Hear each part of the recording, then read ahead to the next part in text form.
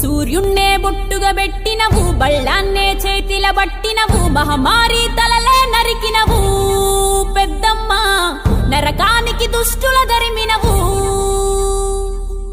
కైలాసం వద్దని ఇడిసినవు, కలియుగమే మాకై వచ్చినవు, మా పిల్లల సల్లగా చూసినవు మాయమ్మ, పులిపై సవ్వారే చేసినవు ఓయమ్మ. అందుకే